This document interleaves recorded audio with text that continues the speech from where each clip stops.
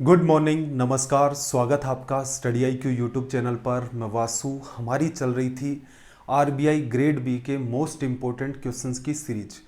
इस सीरीज में आज हम डिस्कस करने वाले हैं सेट नंबर 5। इसमें आप जितने भी सवाल देखते हैं लगभग जो सवाल होते हैं आपके वो प्रीवियस ईयर क्वेश्चंस होते हैं।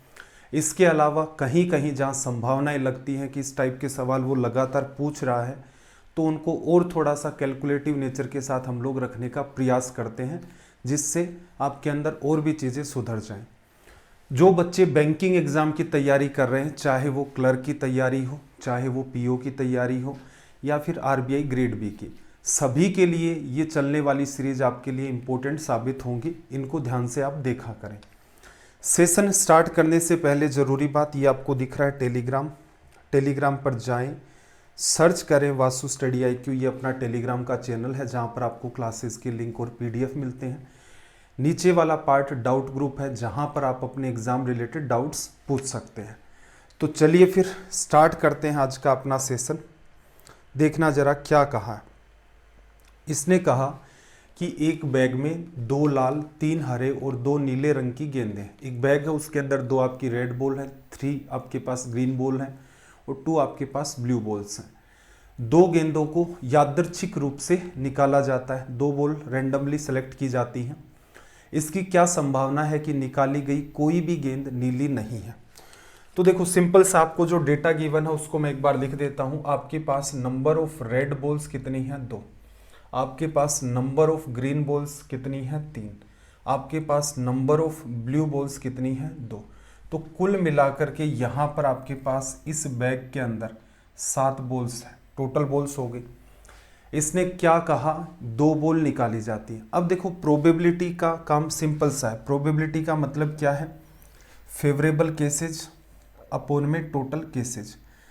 आपको पहले भी जो क्वेश्चंस करवाए हैं उनमें मैंने बताया कि प्रोबेबिलिटी असल में देखा जाए तो परसेंटेज भी है और वैसे देखा जाए तो ये रेशियो भी है। ये 2 ही पार्ट है। बस उस देखने का नज़रिया होता है कि हम लोग जब परसेंटेज के हिसाब से देखते हैं तो कभी इस चीज़ को काम में नहीं लेते। अब देखो टोटल केसेस, तो जैसे जैसे सवाल की लैंग्वेज आगे बढ़ती है कि उसने बैग के बारे में बता दिया कि बैग में क्या क्या है, उसके बाद जो वो बात कहता है वही आपके टोटल केसेस होते हैं। उसने क्या कहा? इतनी इतनी बॉल है, 2 बॉल निकाली जाती हैं। तो कुल मिलाकर 7 बॉल में से 2 बॉल्स सेलेक्ट करने के तरीके आपके होते हैं 7C2। फिर सबसे इंपॉर्टेंट पार्ट आपका प्रोबेबिलिटी का फेवरेबल केसेस के ऊपर काम करना। फेवरेबल केसेस क्या कह रहा है? वो ये कह रहा है कि ये जो दोनों बॉल हैं आप निकाल रहे हो, ये दोनों की दोनों ब्लू नहीं होनी चाहिए, या सॉरी इनमें से कोई भी बॉल आपकी ब्लू नहीं होनी चाहिए। एक स्टूडेंट ऐसे भी सोच सकता है कि भाई ब्लू नहीं है 2 बॉल, तो ऐसा भी तो हो सकता है ना कि एक रेड हो एक ग्रीन हो। ऐसा भी हो सकता है दोनों रेड हो, ऐसा भी हो सकता है दोनों ग्रीन हो। इतना डिटेल में जाकर दिमाग नहीं लगाना। सिंपल सी क्या बात है, एक भी ब्लू बॉल नहीं लेनी है। इसका मतलब आप बैग से ब्लू बॉल्स को हटा दो। आपके पास बॉल्स बचती हैं कौन सी? रेड और ग्रीन। तो इनमें से 5 में से 2 बॉल आपको सेलेक्ट करनी थी 5C2। अब थोड़ा सा कैलकुलेशन वाला जो पार्ट है उसको भी डिस्कस करते हैं। कैलकुलेशन में क्या ध्यान रखना है कि NC2 आपको सिखाया जा चुका है कि इसे लिखेंगे n(n-1) डिवाइड बाई 2 इंटू 1। ऐसे ही NC3 आप लिखते हो तो n इंटू में n-1 n-2 और डिवाइड बाई में 3 इंटू 2 इंटू 1। यही पैटर्न होता है सबका। कैसे बनता है? वो वाला बचा हुआ पार्ट आपका कैंसिल आउट हो जाता है। तो ये पार्ट जो है इसके ऊपर अगर आपने कमांड कर रखी है तो आपकी स्पीड भी मेंटेन होगी। जैसे 5C2 की वैल्यू आप फाइंड करना चाहेंगे तो क्या लिखेंगे? 5 इंटू 4, 2 दे रखा है, 2 बार चलाए इसको और अपॉन में 2। ऐसे ही 7C2 की बात करें तो 7 गुणा में 6 बटा में 2। तो ये काम क्या होता है? एकदम आसान होता है कि यहाँ से 10 निकल गया, यहाँ से आपका 21 निकल गया, लिखा जा सकता है। चलो अब मैं ऑल ओवर बात करता हूँ। किसी भी टाइप का डाउट किसी बच्चे को नहीं रहा होगा कि क्या करना है। कैलकुलेशन वाला जो पार्ट है उसके अंदर आपको क्या सुधार करना है। डेटा गिवन होता है उसको फिर से नहीं लिखना होता। ये चीज़ें हमने क्लियर कर दी कि रास्ता एकदम क्लियर है। तो अब देखो जरा एग्जाम में अगर आपको डील करना है तो क्या करोगे। आपको पता है प्रोबेबिलिटी का मतलब favourable cases upon total cases होता है। टोटल केसेस की अगर हम लोग बात करें, बैग के बारे में सारी बातें बता के जो लाइन वो स्टार्ट करता है कि 2 बॉल निकाली जाती है रेंडमली, सवाल की कंडीशन नहीं है, ये बता रहा है कि ये काम करना है। बॉल कितनी है 7, 7 में से 2 निकालना है, 7C2 7 गुणा 6 बटा में 2 42 बटा 2 21 आ गया। फिर क्या कह रहा है कि कोई भी गेंद ब्लू नहीं होनी चाहिए, ब्लू को हटा दो, कितनी बॉल बची हुई है 3 और 2 5 बॉल आपके पास अदर कलर की बची हुई है, उन 5 में से 2 सेलेक्ट करनी है। 5C2 की वैल्यू 5 गुणा 4 बटा 2 20 बटा 2 करोगे 20/2 10 आ गया। यही आपका रिजल्ट होता है। मेरा एक अनुमान है कि इस सवाल को आप थोड़ा सा, पूछा गया ही सवाल है कि इस सवाल को फिर से अगर आप देखें प्रॉपर मैनर के अंदर तो ये सवाल आपका माइंड में डील हो जाता है, या फिर लिख भी लेंगे तो क्या है, एक छोटा सा नंबर ही तो लिखना है, लिखा जा सकता है। चलो भाई अगला क्वेश्चन देखना, इन इक्विलिटी का क्वेश्चन है आपका, थोड़ा मैं जूम कर देता हूँ। क्वेश्चन सिर्फ और सिर्फ आपका इंग्लिश के अंदर है, रीजन समझ गए होंगे आप कि अगर इसको हम लोग हिंदी के अंदर भी डालते तो फिर क्या समस्या आती बहुत लंबा चौड़ा होता और स्क्रीन पर आपको दिख नहीं पाता। समझा देता हूँ यहाँ पर क्या कहता है इन क्वेश्चंस के अंदर। असल में देखा जाए तो आपको कभी भी ये क्वेश्चन ऊपर से नीचे तक नहीं पढ़ना होता है, टू दी पॉइंट बात करनी होती है। पहले देख लेते हैं कि आपको हमेशा ही कहता है कि in the given question 2 quantities are given, one as quantity 1 और अनदर एज क्वांटिटी 2। नीचे नीचे देखोगे रेड कलर में आपको बता रखा है उसने क्वांटिटी फर्स्ट और सेकंड। ठीक है, फर्स्ट क्या है, probability that the average of 12 9 and m is at least 17, और क्वांटिटी 7 क्या है आपकी 1/3। m के बारे में इसने जस्ट ऊपर ब्लू में चर्चा कर रखी है कि m is an integer selected at random from the set, कि कुछ नंबर्स का एक सेट दे रखा है, उनमें से हमें m को चूज करना है। ठीक है, चलो you have to determine relationship between 2 quantities and choose the appropriate option. आपको ये जो 2 क्वांटिटी नीचे दे रखी है ना, एक तो सेकंड क्वांटिटी तो सीधे सीधे ही 1/3 है, फर्स्ट क्वांटिटी में क्या निकालना, आपको प्रोबेबिलिटी निकालनी है। अब फर्स्ट क्वांटिटी की वैल्यू हो सकता है 1/3 आ जाए, तो उस केस में क्या होगा, क्वांटिटी फर्स्ट बराबर है क्वांटिटी सेकंड। ऑप्शंस कैसे गिवन है, ऑप्शन ए देखोगे if quantity greater than quantity second, फिर दूसरे में quantity first greater than second, third में देखोगे quantity 1 less than second, fourth option quantity 1 equals to quantity 2 और the relation can not be established. इस type के कई ऑप्शन बनते हैं। ठीक है, इन सब का आपको एक्चुअल में कोई तनाव लेना भी नहीं होता है, रीड ही नहीं करना होता, इवन ये वाला पार्ट आपको सीधे सीधे आप जाते। क्वांटिटी सेकंड में तो कोई तनाव है नहीं, रीजन सेकंड आपको दे रखा है, सेकंड क्वांटिटी की वैल्यू 1/3, ये तो सोल्ड ही है। फर्स्ट क्वांटिटी की अगर हम लोग बात करें तो इसके बारे में इसने क्या कहा, प्रोबेबिलिटी बतानी है। किस चीज की भाई, probability that the average of 12 9 and m is at least 17। अब मैं इस बात को थोड़ा डिटेल में समझा लेता हूं, फिर हम लोग एग्जाम वाली अप्रोच पर चर्चा करेंगे। m की वैल्यू कहां से लेनी है, 7 14 25 27 33 29 और 30, इस सेट में से आपको m की वैल्यू उठानी है। क्या कह रहा है, probability that the average of 12 9 and m is at least 17। ठीक है भाई, तो यहां पर एवरेज जो है आपका वो कम से कम 17 होना चाहिए, तो m को चूज करने के जितने तरीके होंगे वही प्रोबेबिलिटी सेट होगी। क्या कह रहा है कि 12 का 9 का और m का, इनका एवरेज लिया, एवरेज 3 का डिवीजन करोगे, ये कम से कम आपका 17 हो, या फिर ये क्या होना चाहिए, 17 से बड़ा भी होना चाहिए, हो सकता है बड़ा, एटलीस्ट 17 तो मेंटेन करना है। जब आप इससे सोल्व करोगे, 3 का मल्टीप्लाई करोगे 51 और ये 31, तो m की यहाँ पर जो वैल्यू निकल के आएगी 51 में से 21 चला गया, कितना बचा 30। तो इसका मतलब क्या है, आप m की वैल्यू या तो क्या लो 30 लो या 31 लो या 32 लो या 33 लो या 34 लो। m अपना आ कहाँ से रहा है, m अपना निकल के आ रहा है इस सेट में से। इस सेट में नंबर कितने, 1 2 3 4 5 6 7, इस सेट में आपके पास नंबर कितने हैं, 7। m को सेलेक्ट करेंगे, m को सेलेक्ट करेंगे तो यहां पर आपकी वैल्यू क्या आएगी, एक केस में देखो आप 30 भी ले सकते हो, एक केस ऐसा है जहां पर 33 भी ले सकते हो। इसके अलावा m की और कोई वैल्यू उस सेट से आप उठाएंगे तो एवरेज आपका डिक्रीज हो जाएगा। असल में टोटल कितने केस बनेंगे ऐसे एवरेज निकालने के? 12 और 9 तो आपके पास ही है। एक बार m की वैल्यू 7 रखोगे, फिर 14 रखोगे, 25, 27, 33, 29, 30, इस हिसाब से चलेगा। वैसे भी कॉमन सेंस लगा सकते हैं कि एवरेज जितने भी निकालोगे उसमें m की एक वैल्यू आपको रखनी है। m को चूज करने के जितने तरीके होंगे, वो कितने तरीके हैं आपके पास? 7 तरीके हैं। कौन से केस के अंदर ये कंडीशन जस्टिफाई हो रही है कि एवरेज 17 या उससे बड़ा मेंटेन हो? जहां पर m आपका 30 या 30 से बड़ा है। 30 ले सकते हो, 33 भी ले सकते हो। तो क्वांटिटी जो क्वांटिटी आपकी फर्स्ट है उसकी वैल्यू क्या आ गई? 2/7 आ गई। अब चलो मैं थोड़ा सा एग्जाम की तरफ मूव करता हूं कि एक्चुअल में आपको ये क्वेश्चंस कैसे डील करने होते हैं। फर्स्ट प्रायोरिटी आप देंगे चीज़ों के अंदर नॉलेज को। नॉलेज ऐसी चीज़ है कि आप खुद से प्रैक्टिस करें कि एग्ज़ाम में आपके पास अगर ऐसा क्वेश्चन आता है तो कैसे डील करेंगे। पहले चीज़ों को डिटेल में सीखें। कन्फ्यूजन अगर माइंड में चल रहा है तो इसका मतलब स्पीड मेंटेन करना पॉसिबल है ही नहीं। आपको रास्ता जब तक पता नहीं होगा कि आप यहाँ है, यहाँ से किसी मंजिल पर जाना है, उसके 10 रास्ते हैं, आपको एटलीस्ट एक रास्ता पता है तो इसका मतलब वहाँ तक आप पहुँच जाओगे। अगर आपको 10 रास्तों का असल में ठीक ठीक नॉलेज है तो आप ये भी बता सकते हो कि कौन सा रास्ता वहाँ तक जाने के लिए सबसे सटीक होगा और कन्फ्यूज़न कम होंगे, रास्ता भी ठीक होगा। तो सेम वही बातें अप्लाई होती हैं कि किसी भी क्वेश्चन को डील करने के 2-3 तरीके हो ही जाते हैं अमूमन।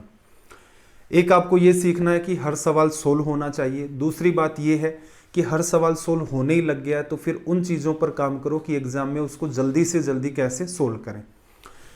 सवाल को आपने रीड किया, नीचे वाले पार्ट पर ही फर्स्ट की प्रोबेबिलिटी आप निकालते, एवरेज वाले पर टारगेट करते। एवरेज निकालना है 12 + 9 21 + m/3 बराबर ग्रेटर देन इक्वल्स टू 17।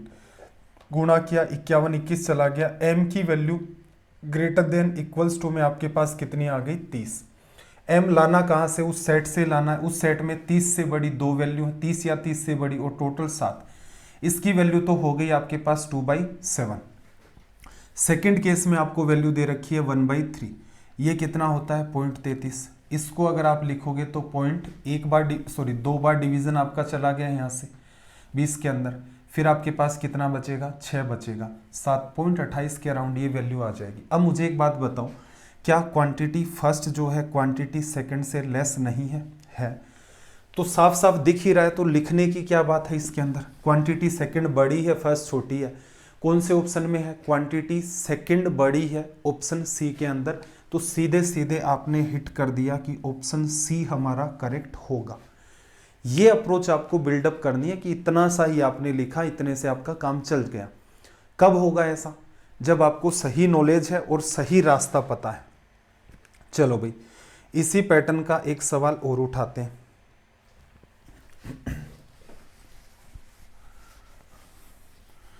देखो इसने क्या कहा, सेम वो का वही पैटर्न है आपका। क्वांटिटी फर्स्ट पहले वाला पार्ट, x की वैल्यू है, sorry quantity first, quantity second आपकी y की वैल्यू है। x और y की वैल्यू निकालनी है हमें। तो देखना जो इक्वेशन आपको दे रखी है x की फॉर्म में, मैं पूरे को 5 से मल्टीप्लाई कर दूं तो मेरे पास आता है x² 5x + 4 बराबर 0 आ गया। गुणा करोगे तो 4 आना चाहिए। फैक्टर करने इसको, ये पैटर्न मैंने सिखा रखा है, इसको ध्यान से देखना। Inequality by Vasu sir search भी कर सकते हो, ठीक है। इसके फैक्टर करोगे तो कितने होंगे? 4 और 1 होंगे। जब रूट करते हो तो इनका क्या कर देते हो? साइन चेंज कर देते हो। तो x की जो वैल्यू है -1 और -4 निकल के आ गई। ये आपकी हो गई x की वैल्यू, ये सिखाया जा चुका है। दूसरे केस में आपको गिवन है 3y² + 4y + का 1 = में 0। मल्टीप्लाई 3 आना चाहिए। तो फैक्टर जब आप यहाँ से करेंगे तो फैक्टर क्या होंगे? 3 और 1 होंगे, कि ऐड कर दोगे तो 4 बनेगा, मल्टीप्लाई का 1। जब रूट निकालोगे तो साइन चेंज होंगे। ध्यान ये रखना है, अगर स्क्वायर की टर्म का मल्टीपल अगर इन्वॉल्व हो गया है, ये सिखाया जा चुका है पूरा का पूरा, तो उसका डिवीजन भी करते हैं। तो ये वैल्यू -1 और माइनस का 0.33 हो जाएगी। अगर इन दोनों को हम नंबर लाइन पर रिप्रेजेंट करें तो x की वैल्यू, ये मैं मान लेता हूँ 0, x की वैल्यू -1 है और x की वैल्यू -4 है। ये रेंज है आपकी x की। y की वैल्यू रखोगे तो एक तो -1 है ही है, इसके बाद y की वैल्यू माइनस का 0.33 भी है। तो y की रेंज क्या है, ये वाली। लेफ्ट से राइट जाते हैं तो नंबर आपके बढ़ते हैं। तो आप क्या देख रहे हो कि y और x एक जगह तो इक्वल है, x बराबर y। थोड़ा और देखोगे गौर से, x की वैल्यू इधर रह गई, y की वैल्यू इधर रह गई, तो y greater than equals to में x है। कौन सा ऑप्शन, क्वांटिटी जो सेकंड है वो बड़ी है, उसके लिए रिलेशन आपका बन रहा है कौन सा, e। ये हो गया।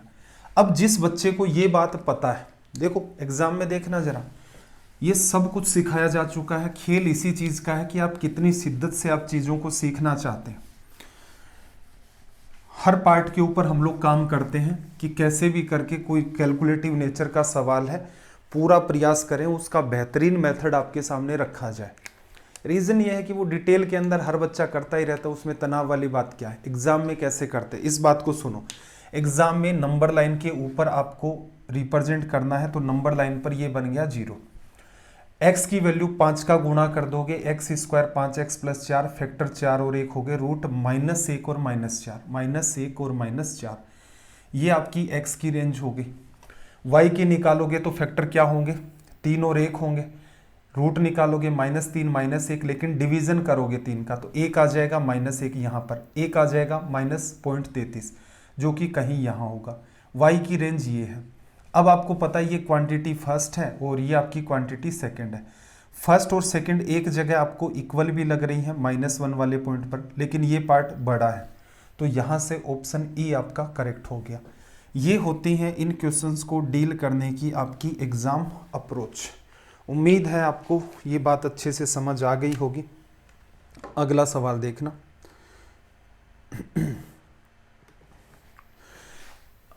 अगेन वो सारी की सारी बातें तो सेम चलती रहती हैं, उनमें कोई तनाव नहीं लेना।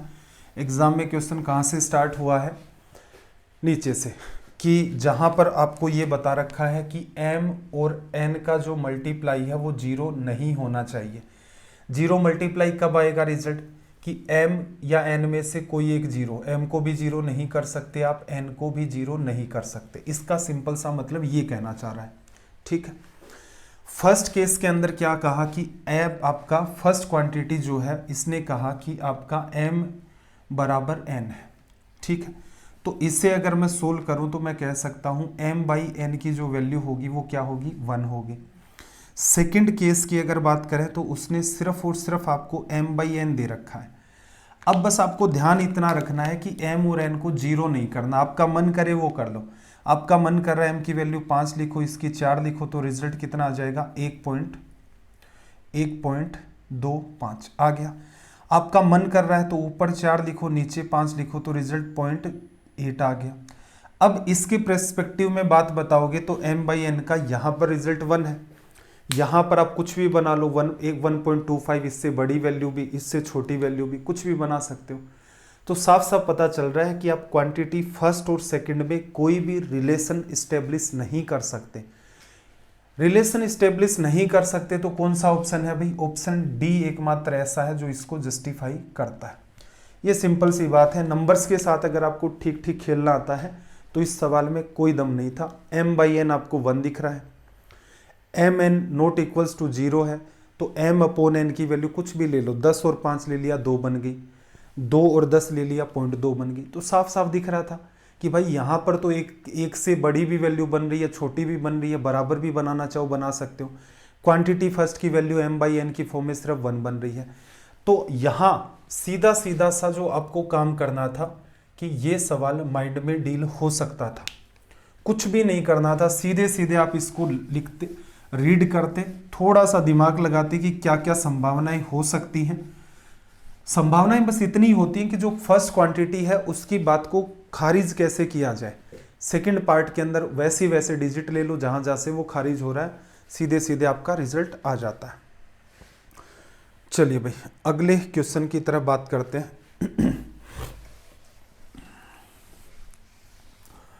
देखो क्या कहा इसने, यहां पर देखो, A और B can together finish a piece of work in 20 days. B start working and after 15 days is replaced by A. A can finish the remaining work in 24 days. Quantity फिर आपको दे रखी है यहाँ पर। अब देखो इसने फर्स्ट क्वांटिटी क्या कह रहा है, number of days taken by B alone to finish the same piece of work, और number of days taken by A alone to finish the same piece of work. कहने का मतलब जो क्वांटिटी फर्स्ट है उसमें उसने ये कहा कि टाइम बाई बी कितना टाइम लेगा, और क्वांटिटी सेकंड बता रही है कि ए टाइम कितना लेगा। सवाल इतना नकली है कि आप इसे सीधे हिट मार सकते हैं। पहले थोड़ा सा समझ लेते हैं मामला क्या है। देखो, ए और बी किसी काम को 20 दिन में ख़त्म कर सकते हैं। ए की इफिशियंसी ए मान ली, बी की बी मान ली, और 20 डेज में ये इस काम को ख़त्म कर सकते हैं। यही काम क्या कह रहा है कि स्टार्ट करता है, बी स्टार्ट करता है और 15 दिन के अंदर इस काम को ख़त्म कर देता है। बी से करता है सॉरी ख़त्म नहीं कर देता, बी से 15 दिन तक करता है, फिर इसे रिप्लेस कर देते हैं ए से। ए बचे हुए काम को कितने दिन में कर सकता है? 24 दिन के अंदर। ठीक है, अब देखना जरा यहाँ पर अगले पार्ट की बात हम लोग करें तो यहाँ से देखो b गुणा 15 और ये आपका 20 है। b गुणा 15, b गुणा में 20, इधर आ जाएगा b इंटू में 20 माइनस 15, 5 आ गया। a into 20, a into 24, a common आ गया, 24 में से 20 लेस होगा 4 आ जाएगा। b अपोन में a की अगर हम लोग बात करें, a नीचे चला गया, ये क्या आ जाएगा 4, ये आ जाएगा 5। a की इफिशियंसी 4 है, b की इफिशियंसी 5 है। ठीक है, अब मुझे एक बात बताओ, टाइम कौन ज़्यादा लेगा? जायज़ सी बात है, जिसकी इफिशियंसी कम है वो ज़्यादा टाइम लेगा, और जिसकी इफिशियंसी कम है वो टाइम ज़्यादा लेगा। जैसे कुछ ये कह दे कि खूब सारे लड्डू पड़े हुए हैं। अच्छा, ये पार्ट कुछ दिख नहीं रहा आपको तो हल्का सा मैं इसको साइड कर देता हूँ। ये 24 लिखा हुआ था यहाँ पर। ठीक है, देखो जैसे कुछ लड्डू रख दिए, 100 लड्डू रख दें यहाँ पर हम लोग, और कहें ए और बी को अलग अलग खिलाने। ए कितने दिन में खाएगा? 4 इफिशियंसी है, 100 बटा में 4, 25 दिन लेगा। बी की इफिशियंसी ज़्यादा है, टाइम कम लेना चाहिए, 100 में 5 का डिवीज़न करोगे 20 डेज निकल के आएंगे। ठीक है भाई, अब मुद्दे की बात यह है कि यहाँ से तो आंसर सीधे सीधे आ गया कि जो टाइम बाई बी है, quantity A B, efficiency B की कम है तो टाइम ज़्यादा लगेगा, और यहाँ पर टाइम आपको कम लगेगा। अलग से दिमाग नहीं लगाना था। तो यहाँ से सीधे सीधे रिलेशन निकल गया कि क्वांटिटी फर्स्ट की वैल्यू जो आई वो सेकंड से बड़ी आई। इस हिसाब से आपका जो रिजल्ट है वो बन गया है बी। अब थोड़ा सा कॉमन सेंस लगाते हैं इस क्वेश्चन को डील करने पर। देखना जरा, अगर यहां पर देखो बी काम करना स्टार्ट करता है, 15 दिन के बाद ए से रिप्लेस कर दिया, और ए बचे हुए काम को 24 दिन में कंप्लीट करता है। अब मुझे एक सिंपल सी बात बताओ, अगर बी 15 दिन में आधा काम कर देता, बी अगर 15 दिन के अंदर आधा काम कर देता, तो जो ए है वो क्या करता? 15 दिन के अंदर बचा हुआ आधा कर देता, अगर दोनों की इफिशियंसी ज़्यादा है। सीधे सीधे आपको यहाँ पर एक बात समझ आ रही होगी, और मुझे लगता है यहाँ कन्फ्यूजन क्रिएट होगा, तो वैसे आप तनाव लो ही मत। ठीक है, उलझ जाएगा मामला। डेज की बात करें तो सीधे सीधे यहाँ पर रिलेट कर सकते हो कि 20 दिन के अंदर दोनों मिलकर के काम कर रहे हैं। बी जो है वो 15 दिन में काम करता है, बी का 5 दिन का काम बचा हुआ है। ए कंप्लीट काम जब दोनों लगे हुए थे तो 20 दिन में करता, तो 20 दिन में तो खुद का करता ही करता। बी का 5 दिन का काम ए ने 4 दिन में किया है। थोड़ा सा फिर से एक बार समझना बात को, मुझे कन्फ्यूजन लग रहा है कि कहीं ऊपर से ना चली जाए बात। ए और बी 20 दिन में काम करते हैं, ए को भी 20 दिन लगे रहना पड़ता है, बी को भी 20 दिन लगे रहना पड़ता है। अब देखना, काम को अलग अलग टुकड़ों में करवा रहे हैं। बी ने कितने दिन में काम किया, कितने दिन तक किया? 15 दिन तक। बी को कितने दिन और कर लेना चाहिए था कि पुराने वाले जैसा पैटर्न सेट हो जाता? 5 दिन तक। तो बी का काम बच गया है 5 दिन का। ए 20 दिन तक पहले केस में लगा हुआ था, इस केस में 24 दिन लगा है, तो इसका मतलब ए को 4 दिन एक्स्ट्रा काम करना पड़ा। तो ए जो काम 4 दिन में करता है वही काम बी आपका 5 दिन में करता है। तो जायज़ सी बात है, ए को कम टाइम लग रहा है उसी काम को करने में, जो काम बी 5 दिन में कर सकता था वही काम आपका ए 4 दिन में करता है। तो आप कहेंगे कि ए कम टाइम लेता है, बी ज़्यादा टाइम लेता है। बी ज़्यादा लेता है, क्वांटिटी फर्स्ट की वैल्यू ज़्यादा होगी, क्वांटिटी सेकंड की वैल्यू कम होगी। सीधे सीधे ऑप्शन आपको दिख रहा है, quantity first greater than second, option B. पूरा का पूरा सवाल माइंड में किया जा सकता है। अगर एग्जाम में इनइक्वलिटी के या डेटा सफिशिएंसी के सवाल आते हैं तो मेरे ख्याल से आपको हर सवाल पर ठीक ठीक चिंतन करना चाहिए। मेरा ये मानना है कि कहीं भी 5 क्वेश्चन का सेट अगर आपको दिया जाता है इनइक्वलिटी का, 4 आपके फ्री के नंबर होते हैं, एक आप मान सकते हो टिपिकल है। चाहे वो कोई भी एग्जाम हो, क्लर्क में आए, चाहे वो पीओ में आए, आरबीआई ग्रेड बी में आए, किसी भी एग्जाम में आए, 5 में से 4 तो आपके फ्री के ही नंबर होते हैं, उनमें आपको तनाव ही नहीं लेना होता। चलो भाई, इस टाइप के क्वेश्चंस तो हमने देख लिए। अब आ जाते हैं अगले सवाल पर। देखना जरा इसने आपसे क्या कहा। ए किसी परियोजना को 20 दिन में पूरा कर सकता है, बी उसी को 30 दिन में पूरा कर सकता है। ए और बी एक साथ प्रोजेक्ट पर काम करना शुरू कर देते हैं। ए प्रोजेक्ट होने के 10 दिन पहले छोड़ देता है, प्रोजेक्ट कितने दिन में पूरा हुआ? देखो मामला क्या है, ए किसी प्रोजेक्ट को 20 डेज में कंप्लीट कर सकता है, बी उसी प्रोजेक्ट को कंप्लीट करता है कितने दिनों में? 30 दिनों में। दोनों का एलसीएम लिया, 60, इनको वर्क करना है, मतलब प्रोजेक्ट ये मान लो दोनों 60 लड्डू खाने हैं। ए 20 दिन में खा सकता है तो इफिशियंसी हर रोज 3 खाएगा, बी 30 दिन में 60 लड्डू खाएगा, हर रोज 2 खाएगा, इफिशियंसी आ गई। ए और बी प्रोजेक्ट पर एक साथ काम करना स्टार्ट कर देते हैं, प्रोजेक्ट पूरा होने के 10 दिन पहले ए काम छोड़ देता है। एक डायरेक्शन तो यहाँ से ये बनती है, आप ऐसा कर लो कि टी टाइम तक तो बी ने काम किया, शुरू से अंत तक किया। ए ने कितने दिन तक किया? टी माइनस 10 डेज तक ए ने किया। काम क्या था? 60 लड्डू खाने थे, खा लिए। बी की इफिशियंसी कितनी है? 2, तो यहाँ से ये बन गया 2t प्लस ये वाली वैल्यू आपकी ए की इफिशियंसी 3 है तो ये 3t माइनस का 30 इक्वल्स टू में 60। यहाँ से 5t की वैल्यू आपके पास आ गई 90 और t की वैल्यू आप कह देंगे 18 डेज। एक तो ये रिजल्ट आ सकता है, सोचने का एक तरीका है कि काम एक्चुअल में प्रोजेक्ट आपका जो है वो कितने दिन में पूरा हुआ। एक दूसरा नज़रिया और डेवलप करना। दूसरा नज़रिया क्या कहता है कि देखो बी जो है वो तो शुरू से लेकर अंत तक काम कर ही रहा है, बी जो है वो तो शुरू से अंत तक काम कर ही रहा है। समस्या किसके साथ है? ए के साथ। ए काम खत्म होगा, उससे 10 दिन पहले काम को छोड़ देगा। काम क्या था? 60 लड्डू खाने थे, 60 लड्डू खाने थे। बी तो शुरू से अंत तक काम करेगा ही करेगा, तो बी की इफिशियंसी तो हो गई 2। ए ने काम किया, अब हमें ये नहीं पता ए ने कितने दिन तक किया, हमें बस इतना पता है कि काम खत्म होगा, उससे 10 दिन पहले छोड़ दिया। हम क्या कह रहे हैं? ए को ज़बरदस्ती पकड़ना है कि भाई शामिल हो जा वापस लड्डू खाने में। अब मुद्दा ये है कि अगर हम लोग उन्हीं 60 लड्डुओं में से ए को हिस्सा दें, हमने क्या कर दिया? ए को भी शामिल कर दिया, तो अब हर रोज लोग ये दोनों मिलकर के क्या है 5 लड्डू खाएंगे। लेकिन मुद्दा ये है कि अगर ए को आपने ज़बरदस्ती शामिल कर दिया तो वो इन्हीं लड्डुओं में से लड्डू खाने स्टार्ट कर देगा। चुनौती क्या आएगी लास्ट में? कुछ हिस्सा ये खा गया तो मामला क्या है 10 दिन पहले ख़त्म ना होकर और पहले ख़त्म हो जाएगा, ये तो समस्या होगी। तो ए को शामिल करते हैं, 10 दिन के लिए शामिल करते हैं, लेकिन ये आपको पता है हर रोज़ 3 लड्डू खाता है, तो इसको ये एक्स्ट्रा लड्डू दे दो, एक्स्ट्रा इसको लड्डू दे दो। दे दिए। अब क्या हुआ? फायदे की बात क्या हुई? वो मामला सेम चल रहा था, ए को हमने 10 दिन के लिए पकड़ा, रोज 3 लड्डू खाता है, इसके लिए 30 लड्डू मंगवाए, वो भी शामिल कर दिए काम में।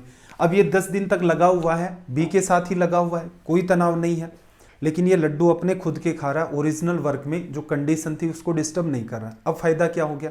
शुरू से लेकर अंत तक ए और बी दोनों काम करते हैं। काम कितना है? 90 लड्डू खाने हैं, दोनों की इफिशियंसी कितनी है? 5। कितने दिन लगेंगे? 18 डेज।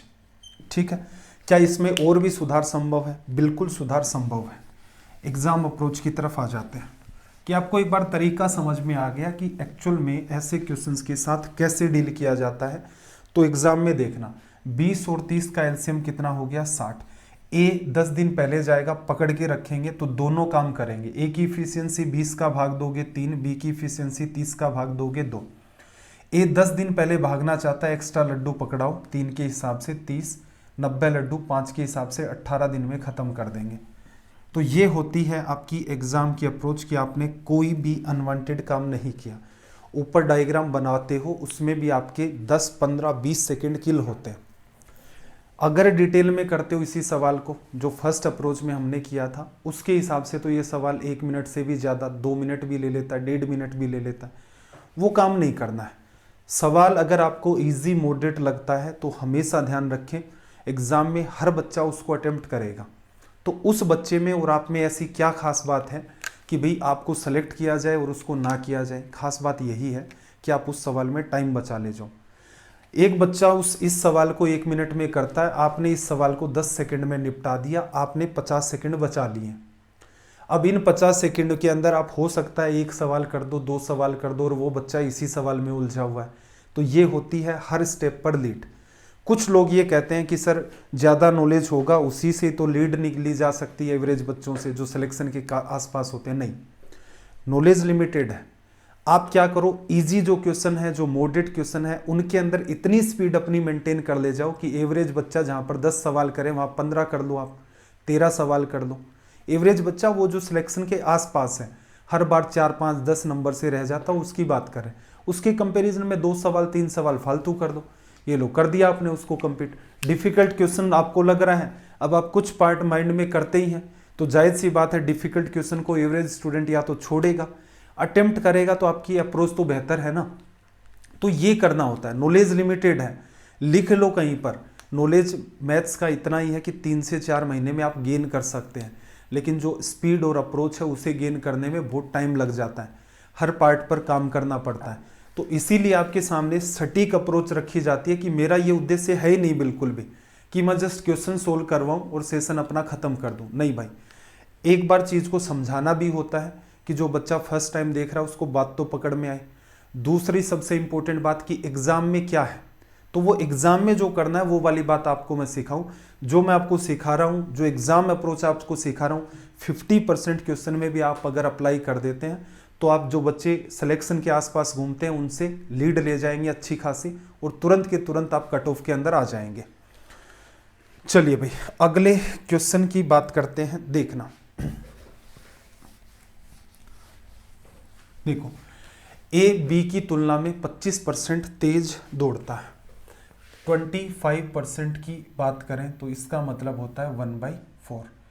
ए की स्पीड अगर हम लोग माने बी की तुलना में 25%, ये स्पीड अगर बी की है 4, तो ए की स्पीड इससे 25% ज़्यादा, मतलब ए की स्पीड कितनी होगी? 5 होगी। और बी को डेड हीट में दौड़ को समाप्त करने के लिए 7 मीटर की लीड देने में सक्षम है। इसका मतलब समझो कि यहाँ से अमूमन क्या होता है कि रेस स्टार्ट होगी, इस पॉइंट से स्टार्ट होगी, मान लो यहाँ पर एक फ्लैग लगा दिया यहाँ से, और ये रेस आपकी यहाँ इस पॉइंट के ऊपर ख़त्म होगी। इस पॉइंट पर दोनों भाग के जाएंगे, ये इधर जाएगा, ये भी इधर जाएगा, स्ट्रेट दौड़ेगा, ठीक है। अब जायज़ सी बात है, इसने क्या कहा कि जो ए है उसकी स्पीड 5 है, बी की स्पीड कितनी है? 4 है। तो इसका मतलब ए पहले पहुंच जाएगा, बी लेट पहुंचेगा। फिर उसने एक बात कही कि इस रेस के अंदर ए जो है वो बी को 7 मीटर की लीड देने में सक्षम है। इसका मतलब क्या हुआ? ये सक्षम है, इसका मतलब ये कहेगा कि बी तू ऐसा कर, धीरे दौड़ता है तो मैं तेरे को यहाँ खड़ा कर देता हूँ, 7 मीटर की मैं दे देता हूँ तुम्हें लीड, दे दी। लीड देने में सक्षम होने का मतलब है, इसका मतलब क्या? इसका मतलब ये है कि अब 7 मीटर के गैप से ये खड़े हैं। ए जितनी देर में यहाँ पहुँचेगा उतनी ही देर में बी आपका यहाँ पहुँचेगा, क्योंकि ये फास्ट दौड़ता है, ये स्लो दौड़ता है, लेकिन ये आगे भी खड़ा हुआ है, तो वो फास्ट आएगा, ये स्लो चलेगा, तो एक टाइम में ये जो गैप मेंटेन है ये 0 हो जाएगा। कहाँ? एंड पॉइंट पर। तो इसी को कहा जाता है कि डेड हिट में दौड़ को समाप्त करने के लिए 7 मीटर की, कितने भी मीटर की लीड देने का मतलब यही होता है। अब मुद्दे की बात करते हैं, दौड़ की लंबाई क्या? देखो सिंपल सा लॉजिक बताओ, ये 5 की स्पीड से दौड़ेगा। अगर मान लो दौड़ 9 बजे स्टार्ट होती है तो 9 बजे ये यहाँ है और ये यहाँ है, और टी टाइम बाद ये भी यहाँ होगा और ये भी यहाँ होगा, तो इसका मतलब दोनों का टाइम सेम है। स्पीड 5:4 में है तो डिस्टेंस किस रेशियो में आएगी? 5:4 में। ये अगर 5 दूरी चलेगा तो ये उसी टाइम में 4 दूरी चलेगा, और इसका मतलब ये जो गैप है ये 1 को बताता है। 1 असल में क्या है? 7 मीटर। तो 5 यहाँ से लेकर यहाँ तक का गैप आपको बताना था, यहाँ से लेकर यहाँ तक का गैप 7 से गुणा कर दो, तो इसका मतलब इस रेस की लंबाई कितनी है? 35 मीटर। सवाल ऐसा है, थोड़ा सा दिमाग पर प्रेशर डालो, माइंड में हो रहा है कैसे।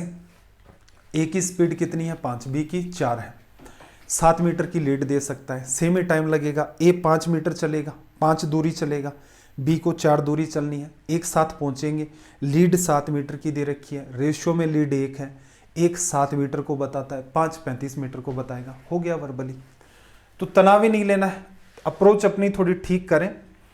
जरूरी नहीं होता है कि हर क्वेश्चन को आप हमेशा लिख कर करेंगे या फास्ट लिखेंगे। जल्दी करने का मतलब ये कभी भी नहीं होता है कि उसको जल्दी जल्दी लिखना। फास्ट सोचने का मतलब होता है या सोचना ही पर्याप्त होता है कि आप माइंड में काफ़ी हिस्सा सोच ले जाते हैं, तो सवाल बिल्कुल भी आपको लिखना नहीं पड़ता है या मिनिमाइज हो जाता है लिखने वाला पार्ट एकदम। देखो 100 किलोमीटर प्रति घंटा से यात्रा करने वाली एक ट्रेन 40 सेकंड में 64 किलोमीटर प्रति घंटा की गति से चलने वाली मोटर बाइक से आगे निकल जाती है। मीटर में ट्रेन की लंबाई कितनी है। हिंदी लैंग्वेज में ऐसा हो सकता है कि कन्फ्यूजन है कि किस साइड में, इस साइड या इस साइड में चल रही हैं या दोनों एक ही दिशा में चल रही हैं। इंग्लिश में देखो, अ train travelling at 100 kilometre per hour overtakes A motor bike. Overtake कब करते हो, सामने से आ रही है, इधर जा रहे हो, ओवरटेक किया नहीं, ये इधर जा रही है, ये भी इधर जा रही है, तो इसके पास ये फास्ट गति से आगे निकल जाए, ये होता है ओवरटेक करने का मतलब। ठीक है। और इसमें वैसे लिखा रखा है कि एक गति से आगे निकल जाती है, पार नहीं करती है, आगे निकलती है। इसका मतलब मोटर बाइक यहां पर कुछ इस हिसाब से चल रही होगी, ये मान लो इस हिसाब से मोटर बाइक चल रही होगी। ठीक है, इस दिशा में। अब पीछे से क्या आया, ट्रेन आ गई और इस ट्रेन ने क्या कर दिया, इसको ओवरटेक कर दिया आगे, तो दोनों एक ही दिशा में चल रही हैं। चलो, ट्रेन में मीटर में ट्रेन की लंबाई कितनी है, तो यहां से थोड़ा सा हम लोग दिमाग लगा लेते हैं। स्पीड जो रिलेटिव है, दोनों ही एक दिशा में चल रही है। इसकी स्पीड 100 किलोमीटर प्रति घंटा, इसकी 64 किलोमीटर प्रति घंटा है। स्पीड रिलेटिव ऐसे केसेस में क्या होगा, 100 माइनस 64 कितना आ जाएगा, 36 किलोमीटर पर आवर। चलो, एग्जाम में कैसे करते भाई, एग्जाम में साफ दिख रहा है दोनों एक ही दिशा में जा रही है। एक 100 किलोमीटर प्रति घंटा से, दूसरी आपकी 64 किलोमीटर पर आवर से। स्पीड रिलेटिव कितनी होगी, 36 kilometre per hour. Time second में है, मीटर पर सेकंड में बदलोगे, 5/18 से मल्टीप्लाई किया, ये मीटर पर सेकंड में स्पीड है। स्पीड आ गई, डिस्टेंस निकालनी है तो टाइम से मल्टीप्लाई कर दिया, सोल्व करोगे 2 बार कट गया, 5 गुना 2 10, और यहाँ से कितना आ गया आपका 400 मीटर। ये आपका हो गया रिजल्ट। तो ये है आपकी ऐसे क्वेश्चंस को डील करने की एग्जाम अप्रोच। अगला सवाल देखना जरा क्या कहा। 1 मिनट भाई, थोड़ा सा इसका जूम कर देता हूं मैं, थोड़ा प्रॉपर आपको दिख जाए।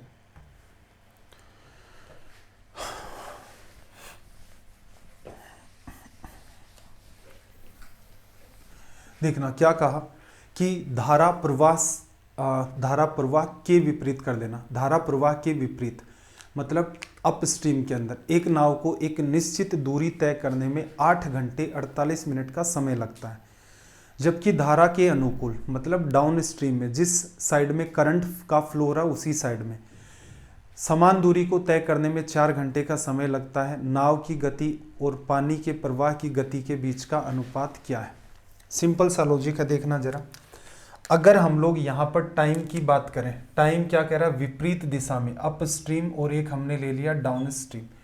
टाइम की बात करें तो 8 घंटे 48 मिनट, 8 घंटे आपके पास है, 48 मिनट को लिखोगे 48/60, 12 से काटा 4 5, आर में कन्वर्ट हो गया, गुणा करोगे 8 गुणा 5 40, 4 44। टाइम कितना लगता है भाई, 44/5 आवर्स। और क्या कह रहा है, इसी दिशा के अंदर यहां दूरी को तय करने में कितना टाइम लगता है, 4 घंटे। ठीक है भाई। अब एक बात बताओ, टाइम आपके पास हो गया, दोनों ही केसेस में आपके पास क्या है, डिस्टेंस तो सेम ही है, स्पीड हमें निकालनी है। तो डिस्टेंस हम लोग क्या मेजर कर लेते हैं, 44 किलोमीटर ले लो, फायदा रहेगा। 44 ले लोगे तो स्पीड इक्वल्स टू में डिस्टेंस अपॉन में टाइम, 44 अपॉन में 44/5। यहाँ स्पीड कितनी आ जाएगी आपके पास, 5 निकल के आएगी।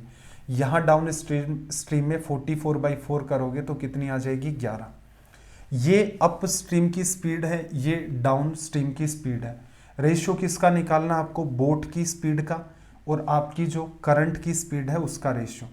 ये आपको पता होगा अच्छे से कि जब इन दोनों का सम करके 2 का डिवीजन करते हो, दोनों का सम करोगे 16 अपोन में 2 करोगे बोट की स्पीड, इन दोनों का डिफरेंस 6 है उसमें 2 का डिवीजन करोगे, 1 मिनट ये क्या कर दिया, 11 5 16, तो ये आ जाएगा आपका 8। इन दोनों का डिफरेंस 6 है उसमें अगर आप डिवीजन करोगे 2 का तो रिजल्ट कितना निकल के आ जाएगा यहाँ पर 3।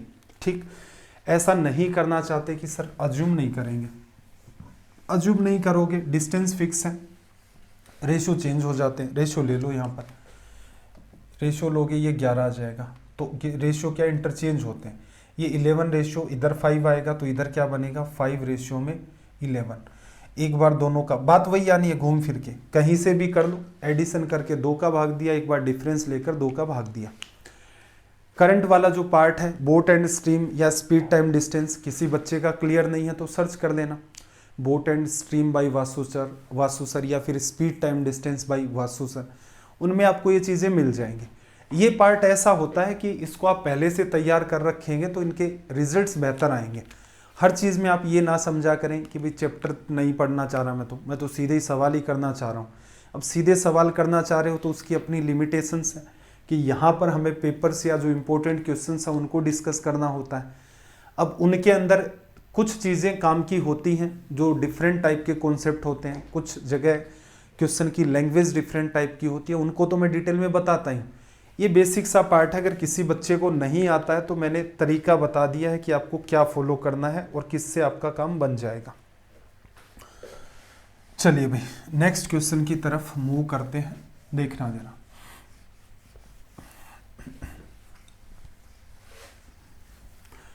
देखो, A B and C jointly thought of engaging themselves in a business venture. A B और सी ने क्या सोचा है कि वे खुद को एक बिजनेस के अंदर इंगेज करेंगे या बिजनेस स्टार्ट करेंगे। It was agreed that A would invest 6,500 for 6 month.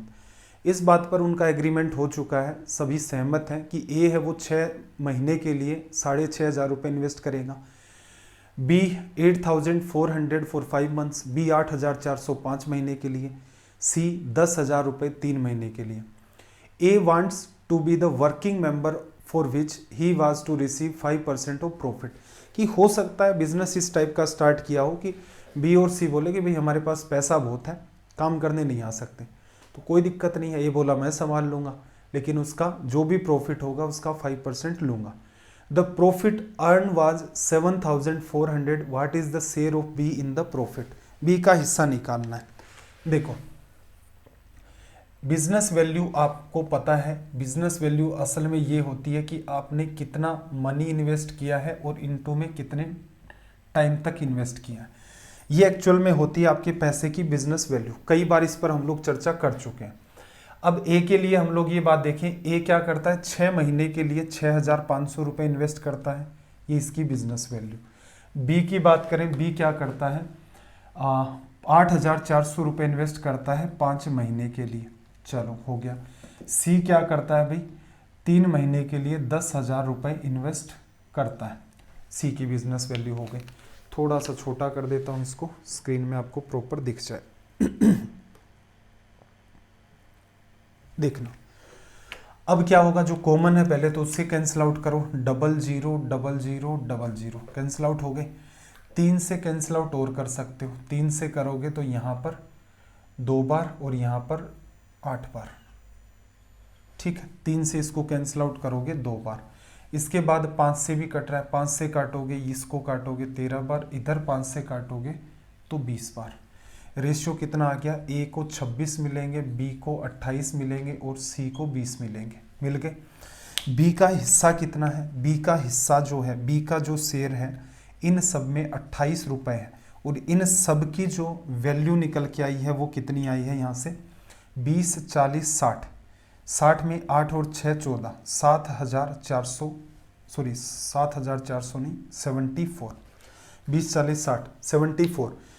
Total में से जितना भी प्रॉफिट होगा उसका 28/74 है। अब देखो पैसा कितना मिला है 7,400, 7,400 रुपये के अंदर इसका हिस्सा निकालना था। लेकिन समस्या ये है, अगर ऐसे कर दोगे इससे कट जाएगा 2800, गलत है। पैसा तो मिला है इनको प्रॉफिट के रूप में 7400, लेकिन ये क्या कह रहा है कि मैं तो यहाँ पर एक्टिव पार्टनर था, वर्किंग पार्टनर था, तो मुझे मेरा पैसा दो पहले। तो ये लोग क्या करेंगे, पहले 7400 का क्या करेंगे, 95% इसको दे देंगे, 95% इनका क्या बचेगा, नेट प्रॉफिट। बात को ध्यान से समझना, बिल्कुल फायदा हो गया है इनको 7400 का, लेकिन पहले ये इनके हिस्सों में थोड़ा ना बढ़ जाएगा कि ए को इतना दे दो, बी को इतना दे दो, सी को इतना दे दो, फिर लास्ट में ये कहेगा मेरा, कि तुम्हें मिल तो गया, तो वो कहेगा मैं तो वर्किंग पार्टनर हूँ, तो मुझे तो जो भी प्रॉफिट है उसका 5% दो। तो क्या किया जाता है, 7400 रुपये है, इसका 5% इसको दे दिया ए को, कितना बचा 7400 का, 95%। उसको ये लोग तीनों फिर से अपने अपने रेशियो में डिस्ट्रीब्यूट कर देंगे। ये इंपॉर्टेंट काम था, ये पार्ट आपका इससे कट गया, परसेंटेज आपका इससे खत्म हो गया। अब इसको सोल्व कर सकते हो, 28 गुणा 5 आपका 140 हो गया, कैरी 14, 28 गुणा 9, 28 को 10 से करते हो तो 280 आता है, 9 से करोगे 252 आ गया, 252 के अंदर आप ऐड करोगे 14, तो ये आ जाएगा 266, 2660 रुपये यहाँ पर क्या बन गया उसका हिस्सा। एक्चुअल में आपको ये काम करना था, थोड़ा बहुत और स्मूथ वे में कैसे कर सकते थे, ये मल्टीप्लाई डिटेल में ना लिखो, 65 को जैसे 6 से मल्टीप्लाई करना था, क्या करो 2 से करो, 3 से, 65 गुणा 2 130, 130 मतलब 13 को 3 से करोगे, तो यहाँ पर 3900 ये आपका क्रिएट, 39000 यहाँ पर आपका, 1 मिनट, 65 को 2 से करोगे 13, 3 गुचा, 65 को 2 से किया 130 आ गया, उसको आप 3 से मल्टीप्लाई करोगे 39,000 निकल के आ जाएगा। इसको करोगे 5 से तो ये कितना आ जाएगा, 42,000, इसको करोगे 30,000, तो जीरो जो है वो सीधे सीधे खत्म होंगे, परफेक्ट रेशियो आपको इजी वे में मिल जाएगा। तो उम्मीद है आपको यहाँ तक बात अच्छे तरीके से समझ आ गई होगी। चलो भाई नेक्स्ट क्वेश्चन देखना जरा।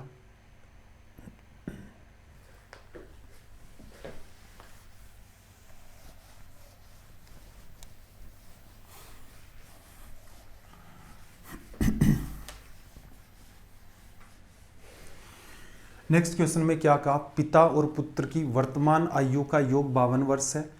आज से 4 साल बाद पुत्र की आयु पिता की आयु की 1/4 होगी। अब से 10 वर्ष बाद पुत्र और पिता की आयु, एक तो सन हो गया, एक फादर हो गया। अब एक एक करके बात ले लेते हैं यहाँ पर। देखो आज से 4 साल के बाद जो सन है उसकी एज फादर की एज का 1/4 होगा। फादर की एज 4 मान लो और सन की एज 1 मान लो, मान ली। आज से कब की बात है, 4 साल बाद की। 4 साल बाद अगर मैं बात करूं तो दोनों की एज का सम 5 होगा। 4 साल बाद आज की डेट में दोनों की एज का सम कितना है, 52। 4 साल बाद बेटे की उम्र भी 4 बढ़ गई, पिता की उम्र भी 4 बढ़ गई, तो सन और फादर दोनों की एज कितनी बढ़ जाएगी, 8 बढ़ जाएगी। 52 है ये, 60 हो जाएगी, किससे मल्टीप्लाई किया, 12 से। तो 4 साल के बाद इसकी एज 12 से करोगे 12 होगी, इसकी एज 48 होगी। क्या कह रहा, अब से 10 साल बाद, 4 साल बाद तो हमने लिख ही दी, 10 साल बाद लिखना था अब से, तो इसमें 6 और ऐड कर दो, दोनों में कर दिया। 18 साल का बेटा हो जाएगा और 54 साल का ये हो जाएगा। 9 2 18 और 3 54, 1:3 आपका यहाँ से क्या बन गया, रिजल्ट। तो उम्मीद है ये भी आपको अच्छे से समझ आ गया होगा, कोई स्ट्रेस वाली बात यहाँ पर थी नहीं। चलो अगले क्वेश्चन की तरफ मूव करते हैं, देखना जरा।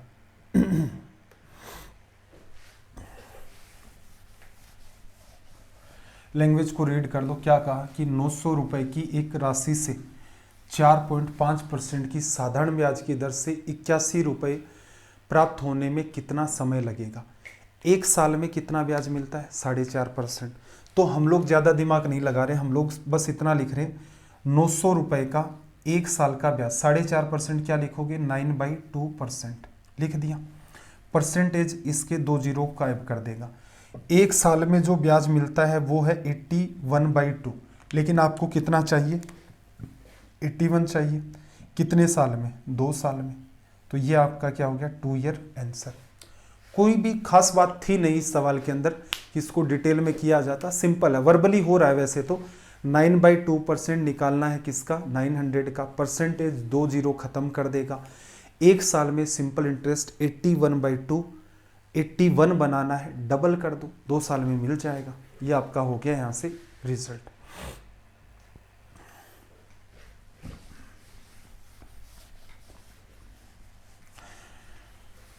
देखना जरा अगले सवाल की बात करें। Mister Thomas invested an amount of 13,900 divided in 2 different schemes A and B at the simple interest rate of 14% per annum and 11% per annum respectively.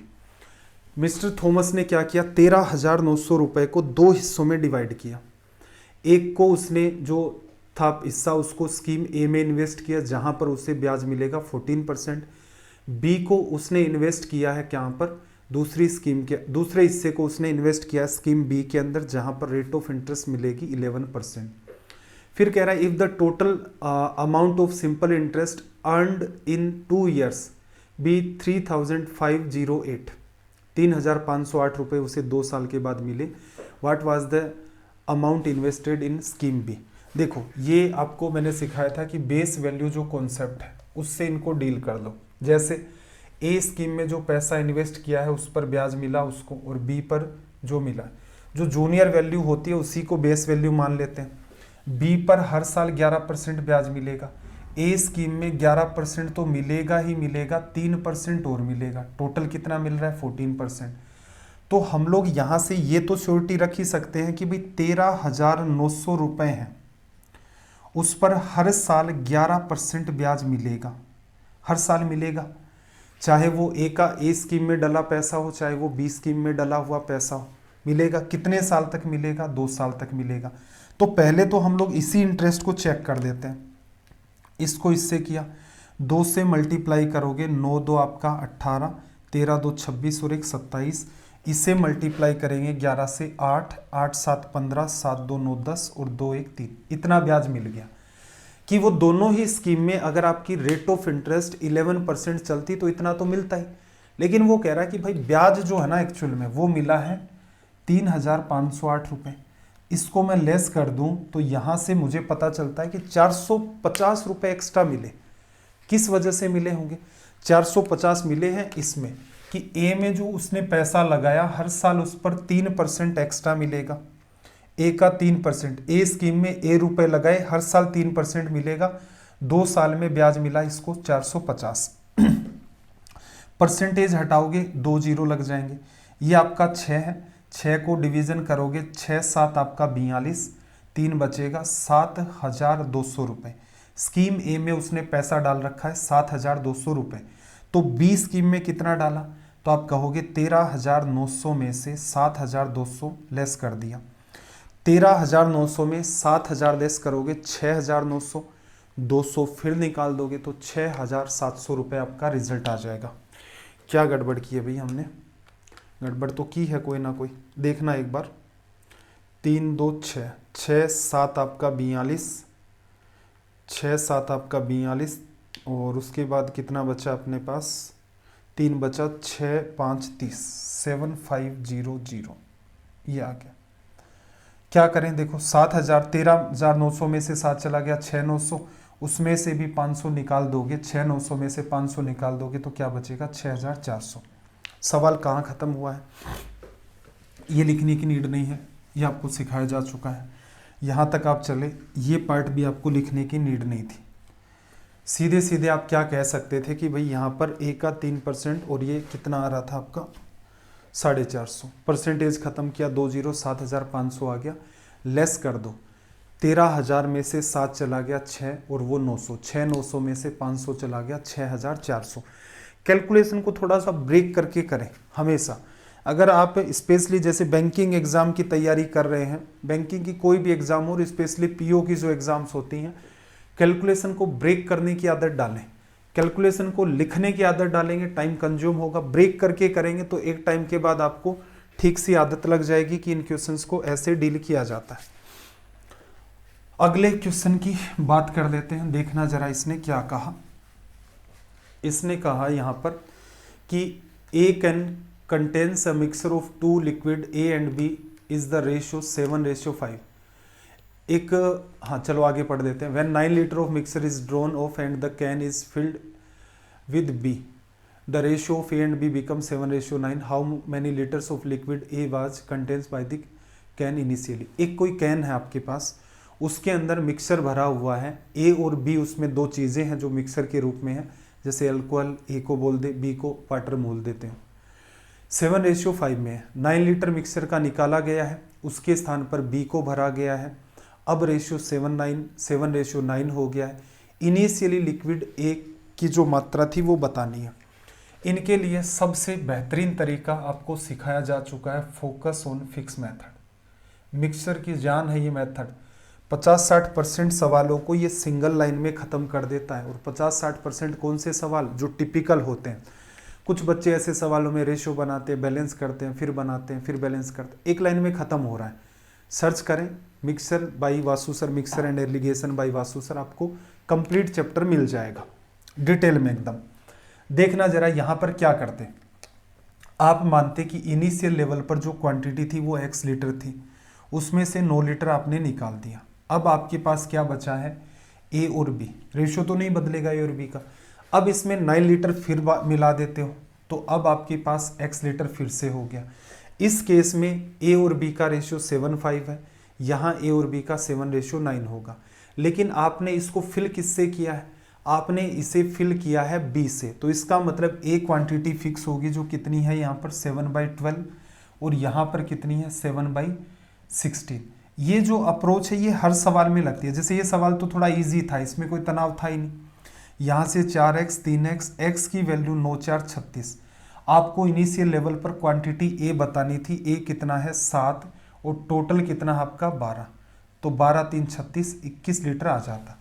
इस केस में कोई बच्चा कह सकता है कि 7 फिक्स था, 5 से 9 गया, उसका कंपैरिजन हम लोग कर लेते हैं।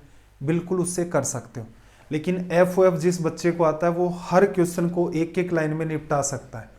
खत्म हो सकता था, यहाँ साफ साफ दिख रहा था a की वैल्यू 36 है, 7/12 करोगे 3 से कटेगा 21 आ जाएगा।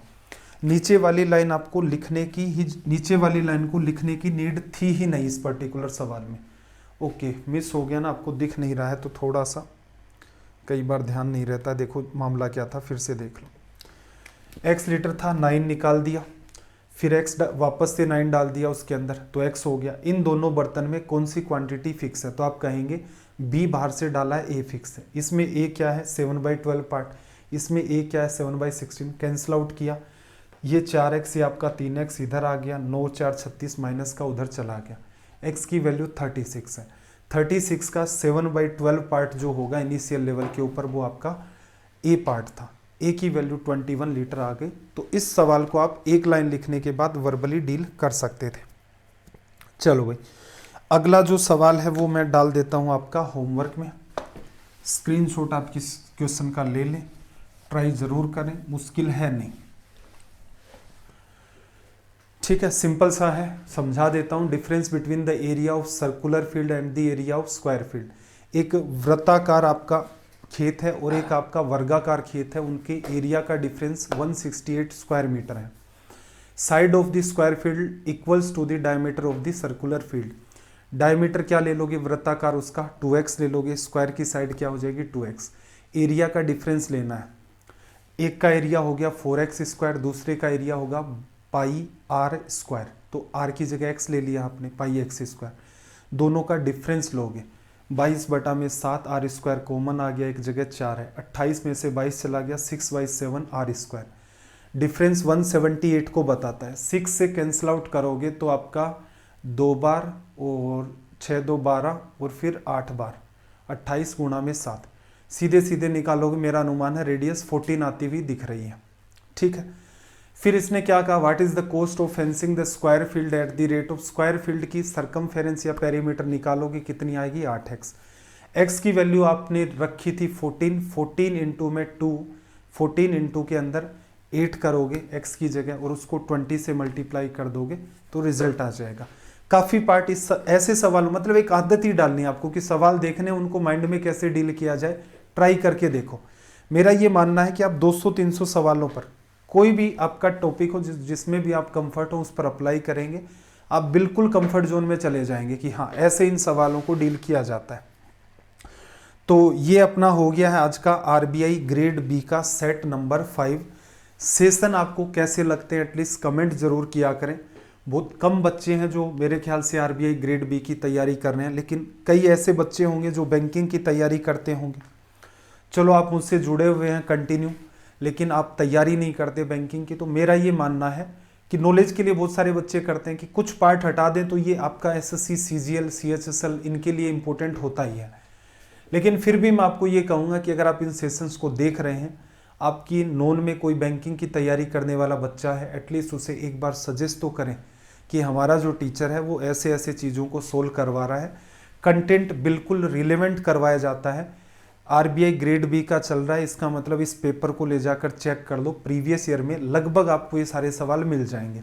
कुछ एक सवाल हम लोग चेंज करते हैं जो हमें डालने होते हैं कि इनकी कैलकुलेशन बढ़े या इनमें कुछ कॉन्सेप्ट भी शामिल किए जाएं।